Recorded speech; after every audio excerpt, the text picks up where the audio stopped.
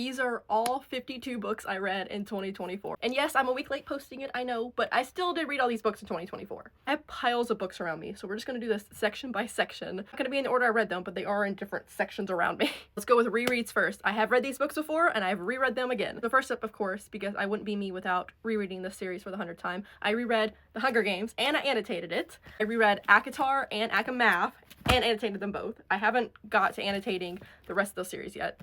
In preparation for Onyx Storm, I reread Fourth Wing and Iron Flame, and these are all my theories going into Onyx Storm. I will make a video about it. And in preparation for reading Songbird and the Heart of Stone, which I got early because Carissa Broadbent's team sent me an arc of it, which that is like one of my favorite arcs I've ever received. I reread Serpent in the Wings of Night and Ashes in the Starcursed King, which is the Nightborn duet. These are not rereads, but they're still by Carissa Broadbent, so I wanted to add them right here. I read Six Scorched Roses, which I've owned, I just hadn't read it yet. And then Songbird and the Heart of Stone. Also by Carissa Broadbent, I read Daughter of No Worlds, which I own the second book. I still need to read it. I'm so excited to read that book. And I read this book for the first time in 2024 and then proceeded to re-listen to it on audiobook.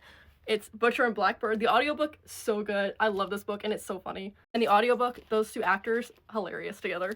Oh, I totally forgot this book. This one fell. I had stacks of them. I reread From Blood and Ash as well. I listened to the graphic audio while I was working because I needed a refresher before I started Kingdom of Flesh and Fire, which I reread it. So glad I did. I reread 9 books. I listened to part 1 of the graphic audio, and then I finished it in physical copy. On to the next pile. I read A Fate Inked in Blood, which I'm so excited for the second one. I loved this book. House of Flame and Shadow. I read these on my Kindle, actually, but I ended up getting copies of them, physical copies of them.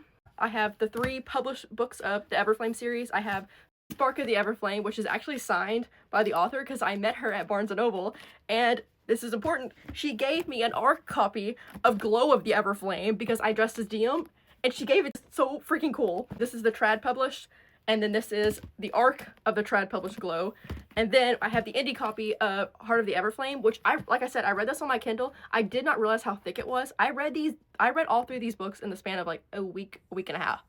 They were so addicting. Also read, this is one of my favorite reads of 2024, When the Moon Hatched. I did not read this copy. This is a special Fairy Loot copy I got. I read the one that got sent to me, which, like I said, one of my favorite things I've received in a PR box. Read the paperback copy I got sent when I first got it, and it was one of my favorite books of 2024 as well. Copy of it is so pretty too. It's a Fairy Loot edition. I love it.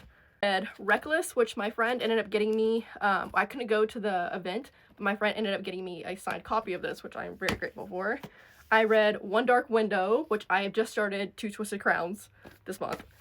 And I read Lights Out. I didn't technically read this physical copy. I listened to it on audiobook.